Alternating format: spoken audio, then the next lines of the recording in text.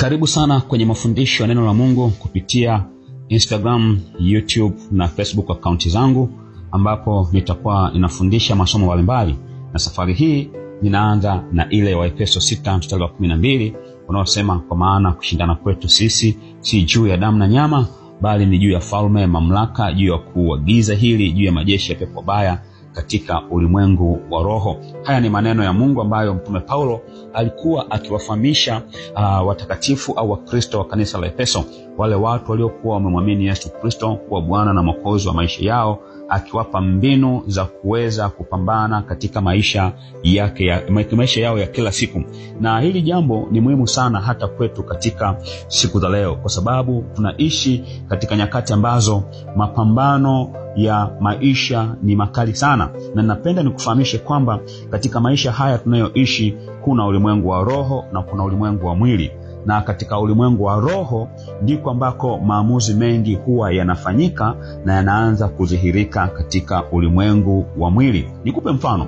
Katika kitabu cha Ayubu utagundua kwamba Ayubu alikutana na matatizo ya aina mbalimbali.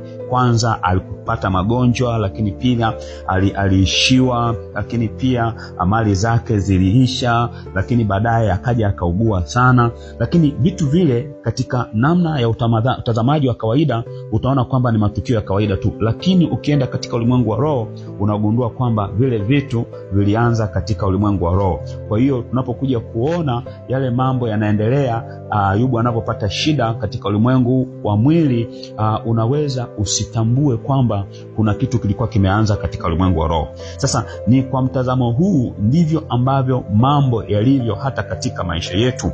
Unapokuwa unajishughulisha katika biashara, katika elimu, katika kilimo, katika upambanaji wa kila siku, ewe Mkristo uliyeokoka, lazima ujue kabisa kwamba yapo majeshi katika ulimwengu wa roho ambayo yanapambana na wewe kuzuia mipango na makusudi ya Mungu isiweze kutimia, au pengine hata kuweza kuchelewa. Sasa Paulo akilifahamu hilo, ndipo aliweza kuwafungua ufahamu na macho wa Kristo wa Efeso, kitu ambacho nakileta kwako pia, ya kwamba kushindana kwetu sisi si juu ya damu na nyama. Sasa katika andiko hilo Mtume Paulo amefafanua jinsi ambavyo majeshi makubwa manne ambayo ni falme, mamlaka, wakuu wa giza na majeshi ya pepo wabaya, jinsi yanavyofanya kazi katika kuleta shida na matatizo katika maisha ya watu wa Mungu.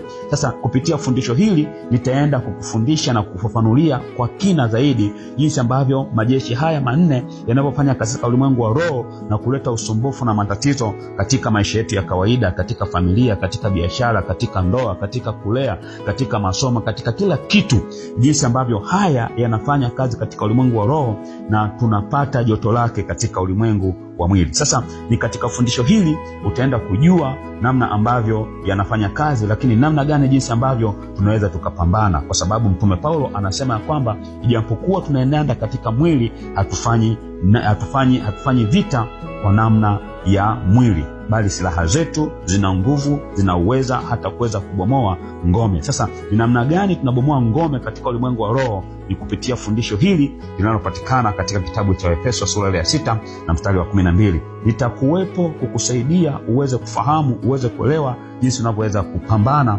na mazingira kama haya. Karibu kwenye Instagram page yangu, karibu kwenye Facebook account yangu, na karibu pia katika YouTube account, ili uweze kukutana na madini haya adimu yatakayo kusaidia uweze kuishi maisha ya ushindi. Karibu, mkaribishe na mwingine, mfahamishe na mwingine ya kwamba mtumishi wa Mungu, mwalimu wa Biblia wa muda mrefu na mchungaji Isaac Edward Charo anaachilia nguvu, anaachilia mafundisho, anaachilia mwongozo wa neno la Mungu ili uweze kuishi maisha ya ushindi. Mungu akubariki.